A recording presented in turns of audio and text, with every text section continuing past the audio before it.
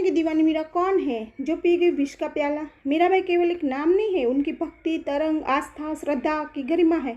मीरा का जन्म संवत 1504 विक्रम में मेताड़ में राजा रतन सिंह के घर पर हुआ। मीरा जोधपुर के राठौड़ रतन सिंह जी की इकलौती पुत्री थी। राजपूताना जाति में जन्मी मीराबाई का घर से बाहर जाने पर कठोर प्रतिबंध हुआ करता था, लेकिन बचपन में मीरा के साथ ऐसी घटना हुई जिससे बाद वह श्री कृष्ण के प्रति पूरी तरह से समर्पित हो गई। जब मीराबाई 8 साल की थी तब मोहल्ले में एक बारात को आता देखे मीराबाई ने अपनी माँ से पूछ लिया कि मेरा दूल्हा कौन है। उनकी माँ ने मीराबाई की बात जिज्ञासा को शांत करने के लिए कह दिया कि तेरा पति श्री कृष्ण है। इस घटना के बाद से ही मीराबाई श्री कृष्ण को अपना सब कुछ मान लिया और उनकी भक्ति में हुल्लीन हो गई। वह श्री कृष्ण की मूर्ति को नहलाती, नए वस्त्र पहनाती, भोजन कराती, भोग लगाती, गीत गाती और नाच करती थी। किशोरावस्था में मीराबाई को कृष्ण को अपना पति मान बैठी थी, इसलिए तो मीरा कृष्ण भक्ति में लीन होकर हमेशा गाया करती थी।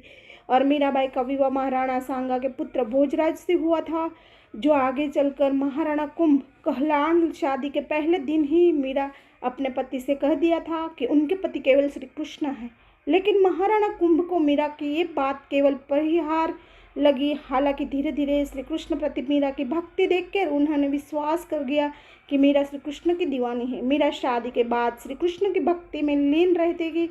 वह मंदिर में जाकर कृष्ण की मूर्ति के समक्ष नाचती, गाती और भजन करती थी। मीरा की इन कार्यों के उसके ससुराल वालों से गुस्सा होने लगे थे। कुछ समय बाद मीरा का पति मृत्यु एक युद्ध के दौरान हो गए। पति की मृत्यु के बाद जब ससुराल वालों ने मीरा को सती होने के लिए कहा तो मीरा ने बोला, मेरे पति तो श्री कृष्ण है। मीरा पति की मृत्यु के बाद भी मंदिर जाने लगी और भजन गीत गाकर नाचने लगी। इस पर उसके ससुराल वालों ने मीरा पर व्यभिचार रानी का होने का आरोप लगाया। भरी सभा में मीरा को विष का प्याला देकर पीने को कहा। मीरा श्री कृष्ण का नाम लेते हुए विष का प्याला पी गई। सबको लगा कि अब मीरा जीवित नहीं बचेगी, लेकिन विष का प्याला मीरा के लिए अमृत बन गया। श्री कृष्ण की कृपा से मीरा पर विष का कोई प्रभाव नहीं हुआ।